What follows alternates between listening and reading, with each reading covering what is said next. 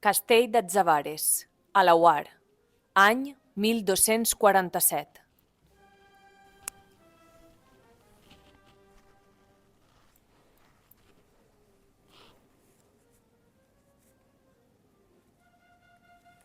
Salam aleikum, benaventurats i benaventurades. Supose que no em coneixeran vostès, així que abans de res em presentaré. Molts pocs saben de mi. La meva història, amb el temps, es va perdre i es va convertir en sols llegenda. Parlo així de fluixet perquè no em senten, perquè estic tancada i reclosa com a presonera del rei Jaume I.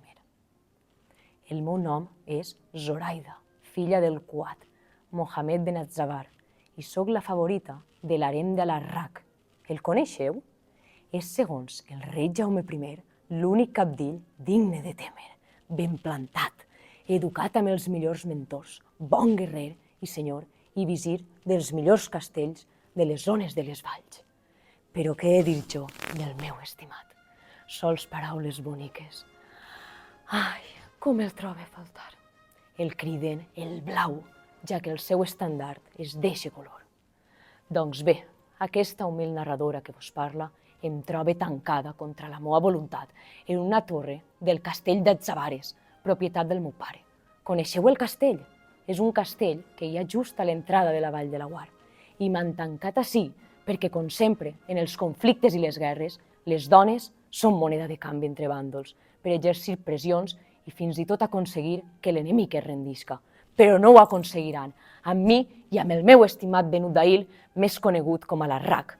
Així reclosa, el meu estimat ha aconseguit burlar els soldats i m'han enviat un colom missatger.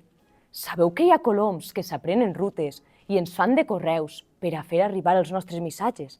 Doncs jo en tinc un, que se sap el trajecte des d'ací fins a l'amagatall del meu estimat. Així, les hores d'espera i soledat se'n fan més curtes i m'arriba informació de com van les revoltes i possibles pactes per al meu alliberament.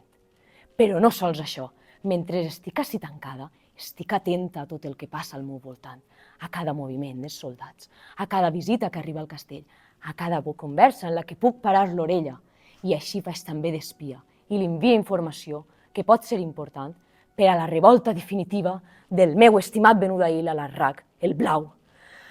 Ai, i ara que pense, encara no us he dit per què estic jo ací. Doncs bé, anem per feina. Avui estic ací perquè els moros i cristians de Pego m'han demanat que vinga a contar-vos què vos han preparat. I clar, jo no em podia negar, perquè no tots els dies li fan a una geganta de la seva persona. Ja l'heu vist a l'entrada de l'escola, no? Quasi 4 metres mesura. Que barbaritat! Quina preciositat! Doncs això, que els festers i les festeres vos han preparat moltes activitats i dins del baúl que teniu just a la vora de la meua geganta teniu materials ben bonics per a fer. Junt una petició.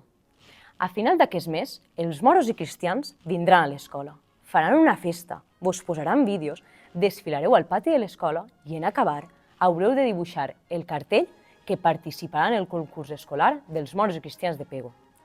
Mentrestant, aneu pensant com vos agradaria que fos aquest cartell. Aneu practicant i les mestres i els mestres de plàstica vos ajudaran a tindre ben ideat el cartell que aquest dia haureu de fer i entregar. Doncs res, aneu al baúl a recollir els vostres materials i recordeu que l'últim cap de setmana de juny són els moros i cristians i si voleu podeu eixir amb els tratges especials que teniu just al costat del baúl. Sols haureu d'emplenar la butlleta que els vostres mestres vos donaran. Avui comença el compte enrere perquè la història de nou prenga vida i la música ompliga els carrers del vostre poble. Salam aleikum. Que la benaventurança i la sort ens acompanya a tots vosaltres. I a mi, que bona falta em fa. Ah, ho sentiu? S'aproximen passos. Vos he de deixar. Sort!